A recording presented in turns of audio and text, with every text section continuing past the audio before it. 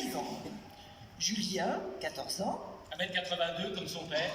Maxime, 10 ans. Un génie. Comme sa mère. Et la surprise qui épuise, Roméo, 6 ans. Alors lui, c'est Cool Raoul. 3 enfants. Non, en fait, 4. J'oublie toujours Bob.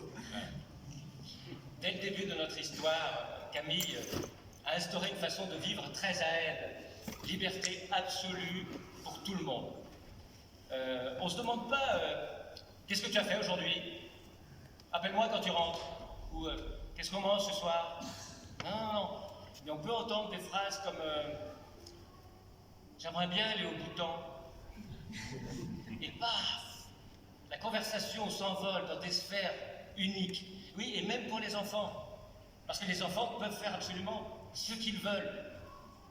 Absolument tout. Tant qu'ils sont en tête de classe. Ce qui donne une atmosphère très particulière à la maison où parfois on bute sur un gosse qui bulle devant la télé. Alors en fait, c'est un premier de la classe au repos. Il va pas à l'école parce qu'il n'en a pas envie. Je dis rien, parce que ça roule. Mais quand même, chaque fois ça me fout les jetons. Mais qu'est-ce que tu fais là, Maxime? T'es pas à l'école? Arrête, papa, pose pas des questions comme ça, tu sais très bien ce que je fais. Mais arrête, tu vas te faire gronder par maman. J'aime ma vie. Tu vois, t'as tout réussi. Hein. Déjà, tu ne travailles pas. Et puis tu t'es laissé glisser dans une vie ordinaire, c'est vrai, mais inventée.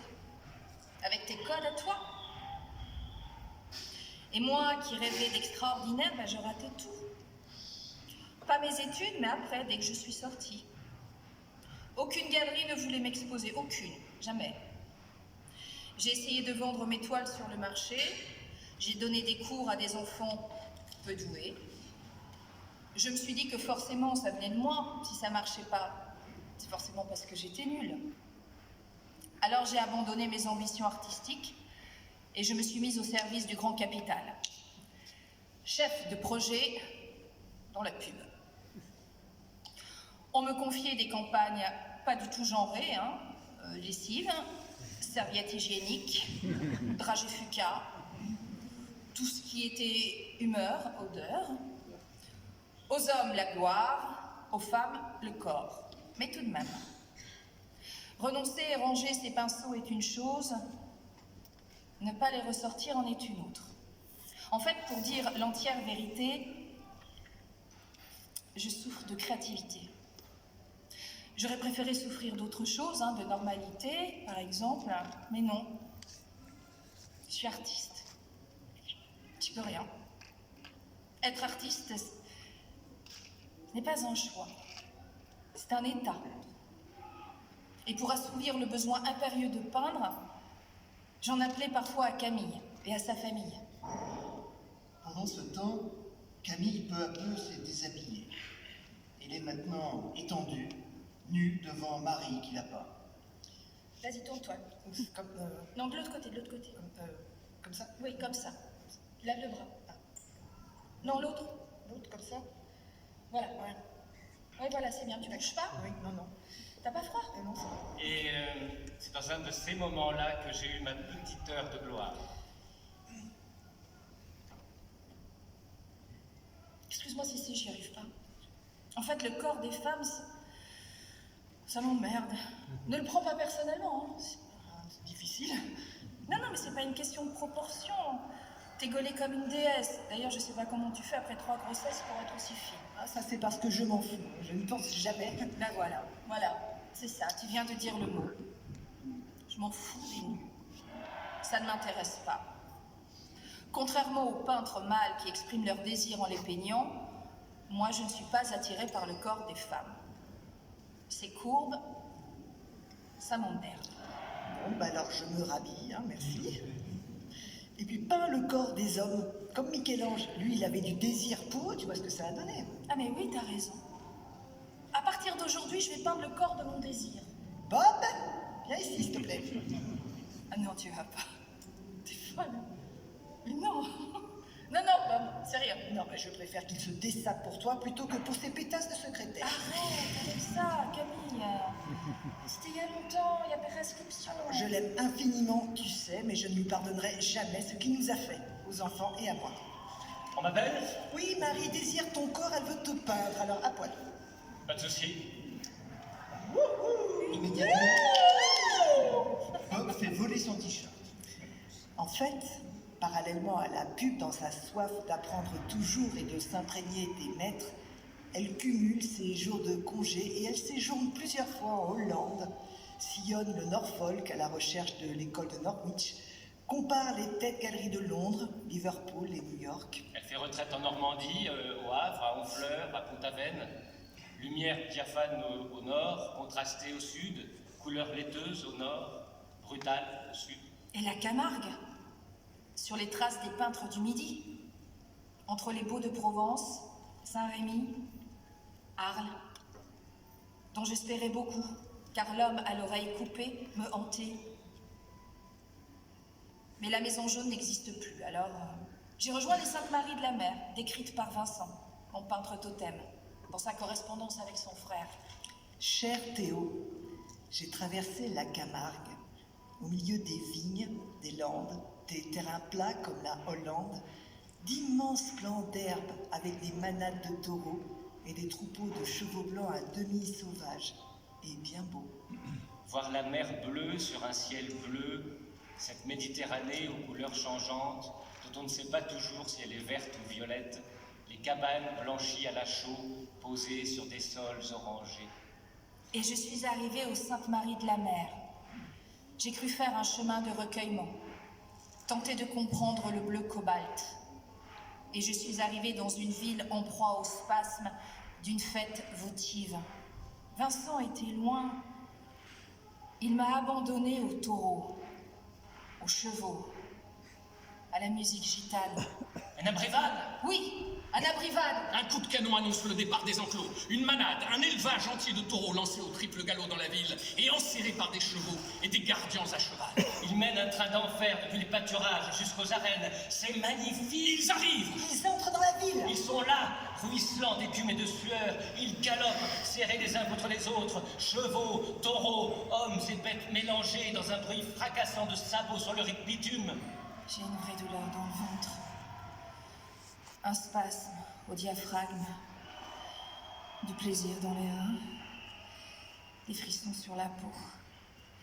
Je veux voir le regard des taureaux. Ils passent, en fumant, tête baissée, cornes en avant, au milieu des chevaux, aux naseaux élargis, aux yeux exorbités, hennissants, soufflants. Les hommes hurlent, les taureaux baissent la tête, se serrent encore davantage contre les flancs des chevaux, contre les cuisses des gardiens.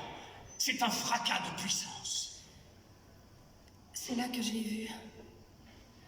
Éblouissant. Mi-homme, mi-bête, d'une beauté rare. Un centaure. Il est passé si près. Il l'a presque frôlé. Elle a perçu la couleur de sa voix rauque et cette odeur profonde, faite de cuir, de sueur mêlée. Je voulais le toucher, le respirer. Il t'a vu. Il a vu ta ferveur, il t'a considéré. Il s'est approché et il t'a proposé de partager un moment sur une plage déserte. C'est nul, non? On dirait un sitcom. L'odeur de sa peau, la douceur de sa voix, ses caresses, sans fin. Cette vie hors du temps, en harmonie avec les éléments, cet homme était tout ce que j'espérais. Je suis sûre qu'en vivant avec lui, je prendrai de sa force. Si on baise la robe d'un saint, s'il impose sa main sur votre tête, est-ce qu'on ne prie pas mieux? Tout recommencer avec lui. Gabriel.